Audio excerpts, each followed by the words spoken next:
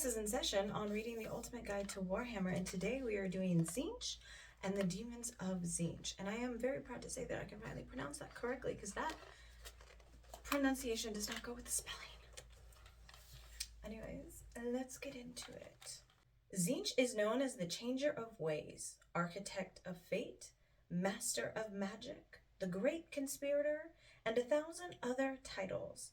The constant mutability of the future is Tzeentch's domain, where everything is possible. He is a sorceress lord, able to grant and take the mastery of the warp.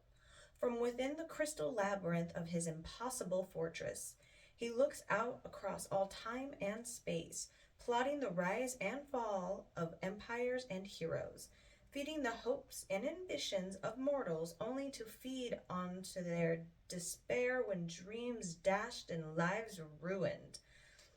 He is most faithless of the chaos powers, whose endless plans and changing whim can turn ally to enemy in a moment. Tzeentch is free with gifts, frequently endowing his champions with so many mutations that they have become insane spawns of chaos. Such is unyielding fate for those who do not have the strength enough to prosper. The Changer of Ways. Tzeentch draws those who seek sorceress power, but he also attracts the worship of the politically ambitious.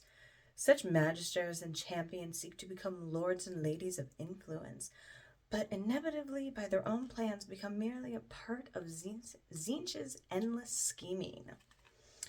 And here we have the Lord of Change, the greater demon of Tzeentch.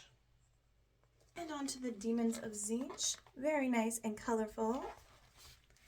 As their creator is the master of magic, the great mutator, so the demons of Tzeentch are forever mutable. From the churning energy and the immortal flame, demons are shaped by the myths and nightmares of mortals, and Tzeentchian servants are the most outlandish. Steeped in warp energy, the air around them churns with the power of change. Mutating fires spring from the hands, bolts of raw energy leap from the iridescent eyes. Cavorting and cackling, the demons of Tzeentch mock the mortal ambition and twist to their own ends in the wishes of those who summon them. They are the most devious of all the never-born, even among themselves, pawns in the endless and unknowable schemes of the Architect of Fate. Here we have Flamers, which I just built. I've had that box for quite a while. I got a set of 3. I just built them. I like the box art better than the art in here, if I'm being totally honest. Okay. Flamers. Filled with a boundless energy, Flamers leap and hop across the battlefield, spraying gouts of changing fire from their arms. They are almost mindless, drawn haphazardly to the fears and ambitions of mortals, their arbitrary assaults impossible to predict. And we have, let's go Screamers. Described as sky sharks, the Screamers of Tzeentch ride invisible waves of warp energy, soaring the skies, seeking prey. Once they spy a target, they dive down, slashing their tails or ripping flesh with wing fangs as they skim past. And now onto the horrors, which include all of these. So pink horror, so we have pink horror, blue horror, and brimstone horrors. Super creative names. The lesser demons of Tzeentch are strange, shifting beings. They begin as cackling pink horrors. If seriously injured, they split into 2 smaller, grumbling blue horrors. Sometimes they may split again into tiny brimstone horrors.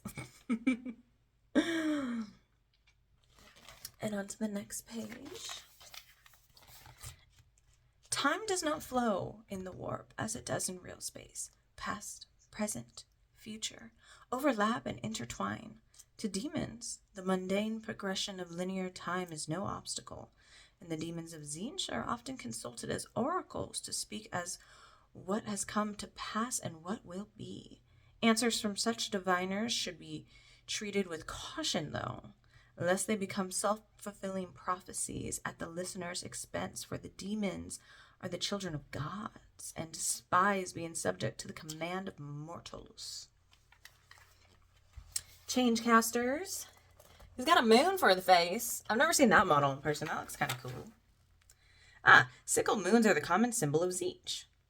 That looks cool.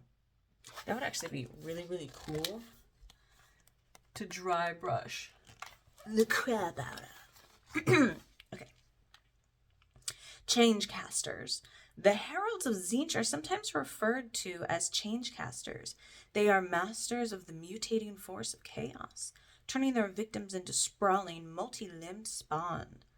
They often cajole horrors into battle like grotesque shepherds. And now we have the big bird. Kairos Fateweaver, mighty in combat and potent of magic.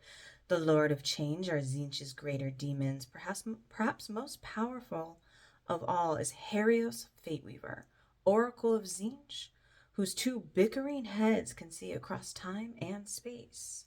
Oh, he does have two heads. 1 and 2. But lastly, we have Changeling. Taking on the guise of any creature, the Changeling is the incarnation of misdirection and trickery. Across the millennia, it has enacted Tzeentch's eternal plans with a word in the right ear, a nudge in a certain direction, or a blade between the ribs.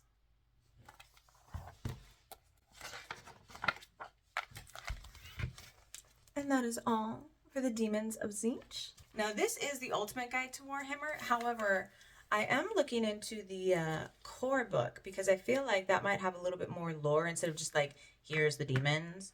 I think the core book has more lore in it. Let me know if you guys have that one, if it's worth the purchase, because I'm interested. That is all for this week. Next week, I will be doing one long video, putting it all into one part of doing all the factions of chaos. So we'll be doing Death Guard, Emperor's Children, World Eaters, and Thousand Suns.